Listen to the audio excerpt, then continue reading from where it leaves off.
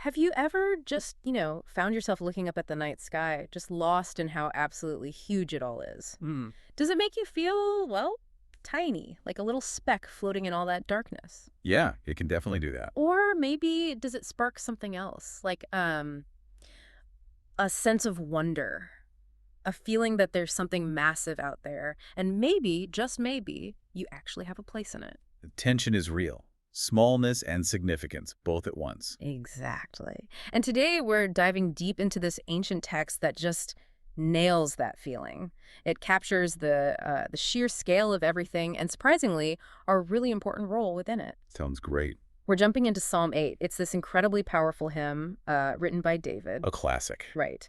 And it's not just beautiful writing. It digs into God's majesty, our unexpected place in the picture, and how these old truths can, radically change how we see ourselves. And how we live, how we walk out our faith. Totally. How it grounds our faith and really shapes our day-to-day lives. Yeah. So yeah, we're here to unpack all that for you. Let's do it. Okay, so let's get into it. Psalm 8 kicks off and wraps up with this really powerful line. It's like bookends, The refrain. Yeah. Oh Lord, our Lord, how excellent is thy name in all the earth. It just grabs you. It does. And it sets the stage immediately. God's excellence isn't just like out there somewhere. Right. It's here Yeah. in all the earth. Undeniable. And what's really striking is how quickly the psalm embraces this paradox. It starts celebrating God's huge power. You see it in creation, right? The stars, the moon. Yeah. The grandeur. Exactly. But then, almost immediately, it pivots. It marvels at humanity's place, Yeah. our unique spot in that huge design. It's quite the setup. It really is. It creates this amazing tension right from the start. And speaking of surprising, let's look at verse 2. It talks about God ordaining strength. Get this. Out of the mouth of babes and sucklings. Infants. Infants. To silence enemies. I mean, that's not where you typically look for world-changing strength. Not at all. It forces you to rethink power completely. What's David really saying there? Well, I think he's hitting on something profound. It's not just that power comes from unexpected places. It's that the purest praise, maybe the simplest faith, even from the weakest. Like a child's trust. Exactly. That innocence, that simple reliance, it can actually expose how hollow worldly power, worldly opposition really is. So it's a spiritual kind of strength. That's precisely a Look. spiritual truth. It shows that God's strength isn't measured like ours by might or status. It's upside down compared to our usual thinking. Challenges our whole idea of influence. Okay, that really sets the stage then for the Psalm's big question. David shifts his gaze upward, verses 3 and 4. He says, "When I consider thy heavens, the work of thy fingers, the moon and the stars, Yeah, all the things God put in place. which thou hast ordained. What is man, that thou art mindful of him, and the Son of Man, that thou visitest him?" Wow. That question just hangs there after thinking about the stars, doesn't it? It absolutely does. It's maybe one of the most relatable, profound questions ever asked in Scripture. What's the core of it, do you think? David's looking at the cosmos, right? This vast, intricate creation. And he's just struck by how small we seem next to it all. Insignificant almost. Yeah, that's the feeling. Yeah. He's asking, how could we possibly matter? How could beings like us capture the attention, the mindfulness, as he puts it, of a creator this magnificent? It's that feeling under the starry sky, feeling tiny. Exactly. That universal sense of being dwarfed by it all. But crucially, the psalm doesn't just leave us there feeling small. No, it pushes back hard. Immediately. And that's where it gets really radical, right? It doesn't leave us feeling insignificant. Verses 5 to 8, they just flip the script. It says, God crowned humanity with, what is it? Glory and honor. Glory and honor. Making us a little lower than the angels. I mean, that's incredible. It is a staggering statement. And then it brings in this idea of dominion. Thou madest him to have dominion over the works of thy hands. Thou hast put all things under his feet. And it lists them out. Yeah. Sheep, oxen, beasts, birds, fish, everything. But this dominion, it's not about just ruling roughshod over everything, is it? What's the feel of that word here? No, that's absolutely critical. It's not a license to exploit, not at all. Think of it more like entrusted authority, Okay. a responsibility, a call to care for creation wisely. We might use the word stewardship today. Stewardship, right. Yeah. So God gives us this honor, this position, but it comes with the job description. Exactly. He hands us the keys, essentially, and says, manage this well, care for it. Yeah. It's a huge responsibility, a mandate to be like benevolent caretakers, not destructive rulers. Okay, so if we pull these threads together from Psalm 8, What are the big takeaways, the core wisdom for us? Well, a few things really stand out, I think. First, pretty clearly, creation reflects the Creator's glory. It's not just pretty scenery. It points beyond itself. Right. The sheer majesty, the order, especially in the heavens, it just reveals God's nature. It's like an open invitation to look up and see the divine fingerprint. Okay, that makes sense. What else? Second, and this one is pretty countercultural today, humanity's dignity isn't earned, it's given. Say more about that. Well, think about it. Compared to the stars, we seem tiny, insignificant. Yet God crowns us with glory and honor, gives us this significant role, this dominion. So there's that tension again. Exactly. Humility because we're small, but incredible honor because God bestows it. Your worth isn't based on what you do or achieve, it's a gift. Just by being human. That's huge in a world obsessed with achievement. It really is. Yeah. And third, the psalm is bold about this. God uses the unexpected, the lowly, to challenge the mighty. Back to the babes and sucklings. Yep. Their simple praise, their innocence, it silences enemies. It reminds us that real strength, true power, is spiritual. It doesn't come from worldly status or might. It often shows up where we least expect it, completely flipping our assumptions about power. Wow. Okay. So we've unpacked this ancient wisdom, creation's glory, our given dignity, God using the unexpected. Now, let's make it really practical. Someone listening right now, dealing with modern life, all the noise, maybe feeling overwhelmed or maybe feeling like they don't matter much. How does this ancient song actually speak to that? How does it become more than just, an old text? Great question, because it is incredibly relevant.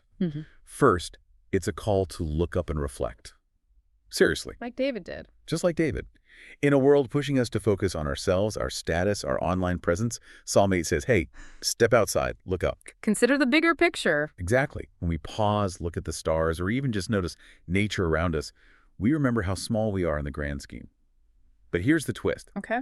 Remembering our smallness actually reminds us how incredibly valued we are by God, that He's mindful of us despite the vastness. So feeling small leads to feeling cherished. Paradoxically, yes. It fosters awe, humility, and that naturally builds trust in the Creator. It grounds our faith in something huge, yet affirms our personal worth. It's a powerful antidote to feeling like everything depends on you.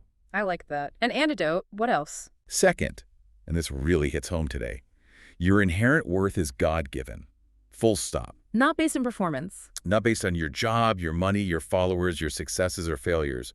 We battle things like imposter syndrome, constant comparison. Right. Psalm 8 cuts right through that. It says your dignity, your value, comes because you are human, made and crowned by God. Period. Just being human is enough. Just being human is enough to have this incredible God-given honor. Internalizing that, really believing your worth, comes from God's design, not external stuff. That strengthens faith incredibly. It would bring so much freedom. Exactly. Freedom from striving, from comparison, from self-criticism. Freedom to live securely, knowing your value is settled. Okay, that freedom, that sense of God-given worth, that sounds amazing. But how does recognizing that dignity really, push us to live differently? How does it lead to greater obedience, more purpose in our actions? Ah, right. Because it's not just about feeling good about ourselves. It fuels action. It calls us to live out that honor. For instance, think about how Psalm 8 changes how we see children. Children matter immensely. Because of verse 2, the strength from babes. Precisely. That verse should transform how we think about education, parenting, even activism.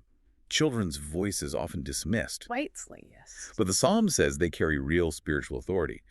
Their praise, their honesty, sometimes their simple questions. They can expose pride and hollow power structures. Like the emperor has no clothes. Kind of like that. Recognizing this encourages faith because we see God's power in unexpected places. And it calls us to obedience. Listen to children, value them, protect them. They embody a kind of wisdom. Okay, that's powerful. What else? How else does this dignity spur obedience? Well, think about that dominion concept. It leads directly to understanding that creation is a sacred trust. Back to stewardship. Exactly. The dominion isn't a blank check to exploit nature. It's a direct command, a responsibility to care for the earth wisely. So environmental concern isn't just like a modern idea. Not at all. It's deeply rooted right here. Caring for the planet, for ecosystems, for animals. That's biblical stewardship. It's obedience to God's original design. Whether it's how we consume, how we advocate, how we treat the world around us, that's living out the responsibility that comes with the honor God gave us. Honoring the Creator by caring for the creation. You got it. Uh, And that connects to a final point. Use your influence well. okay. The glory and honor God gives us, it comes with responsibility, Yeah. not just over nature, but within society too. Whatever influence we have, family, work, community, online, You're small. big or small, it's meant for service, for building up, protecting, stewarding, not for personal gain, not for domination. So it's a call to check our motives. Absolutely. A call to obedience in how we use any power or platform we have. Are we using it to serve others, to reflect God's care, or just to serve ourselves? It shifts our whole orientation from self-focus to humble service. So wrapping this all up then, what's the big picture takeaway for someone listening? It's really this beautiful paradox, isn't it? Yeah. Psalm 8 is this song of incredible wonder, looking up at the stars. But it's also a very clear call to purpose, looking around at our world. It tells us we're small. But incredibly significant in God's eyes. We're not the center of the universe. God is. But he's entrusted us with so much, with the care of his creation. And that blend, that mix of humility and honor, that's the sweet spot. That's the heart of it, I think. Biblical wisdom often holds those tensions. It changes how we see ourselves, how we see the world. Gives us awe, but also direction. So after this deep dive, that paradox feels really clear. You are not the creator, but you are created for something great, something significant. Absolutely. And this psalm shows our value, our worth. It doesn't come from what we do or achieve. No. It comes from God's amazing design, his incredible trust in us. Well said. So, thinking about all that, God's majesty, the honor he's given us. Here's something to chew on for the week ahead. What is one tangible way you can use your God-given influence, whatever it may be, for service rather than just personal gain this week?